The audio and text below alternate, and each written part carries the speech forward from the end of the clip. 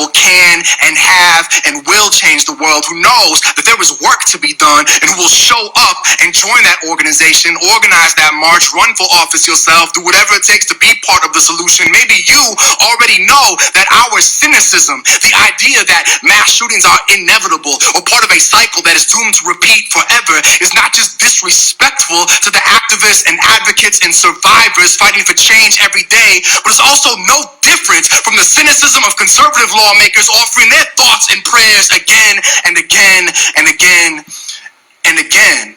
But hope does not glimmer, it burns. Hope must be kindled. Hope is not the poem, not the thought, not the prayer. It is the fire breathed into life, spreading. Hey everyone, I am live from a Carolina co-working station. The background kind of looks like jail or a sane asylum. But this week I want to talk about your Facebook groups. And I mean the Facebook groups that you're finally realizing have always been kind of a little racist. Why I'm bringing this up is because it seems like white saviors are really coming out of the woodwork after George Floyd. So here's a few things. I recently read an article in the Boston Globe from June of 2020. And basically what they were discussing is how white people usually think racist people are the KKK, all right-wing people, or their old relatives, when really racism is still probably every white person. And every day we have to check our biases, which is okay. Some days we're going to mess up and someone might have to check us. And that's okay too, as long as we're willing to understand and learn. So what transpired in my Facebook group is I was in a group where they discussed really anything. I don't really get into the group a lot, so I'm not really sure how all of this transpired, but I guess each year they pick new admin. And this year, the girls running for the admin position may have made some racist comments previously.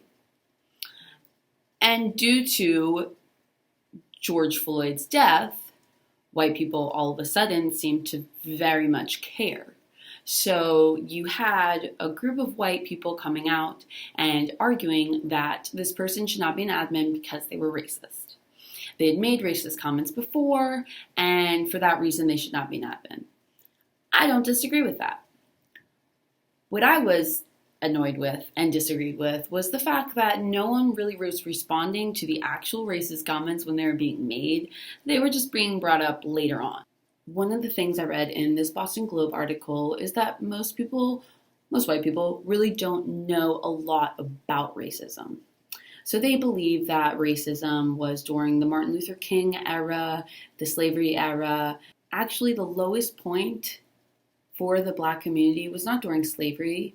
It was actually when Barack Obama became president.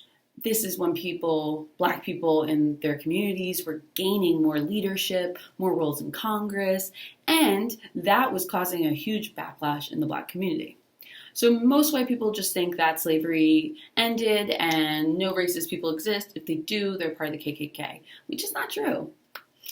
So I became frustrated with this Facebook group that I'm in because I felt as though, one, no one actually addressed the racist comments that were made when they were initially made. They were just all of a sudden being addressed. Two, while addressing the racist people, they were still being racist. For example, one white woman said, well, I don't understand why this potential admin is no longer going to be in the running to be our admin. And a woman of color said, well, she was very racist to me at one point. I don't really want to go into it, but she was very racist to me at one point. And the white woman commented back, well, she was never racist towards me.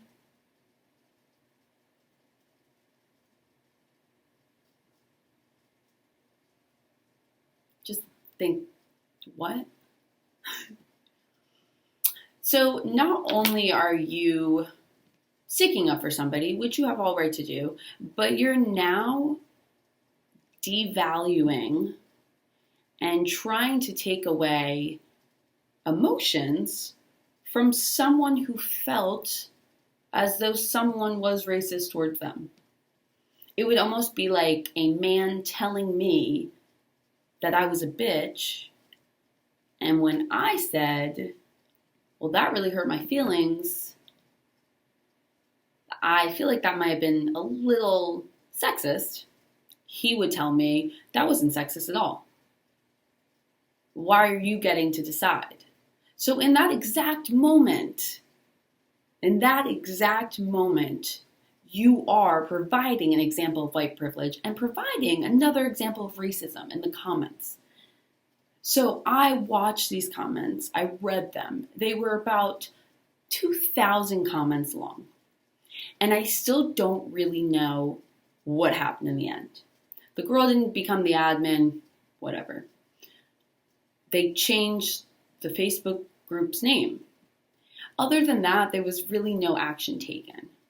So I asked in the admin group if we could potentially have a J-Talking, where either women could ask questions and we could discuss it in the group, and then I would go on J-Talking, or we could have some women all discuss it. All discuss how not only this particular group, because I know it's not just this group, but how a lot of Facebook groups tend to have racist undertones. And now that white people are kind of noticing this and becoming white saviors, they're still maybe being a little racist. So I asked the question to the admin, told them if they did not approve, that was totally fine, let me know.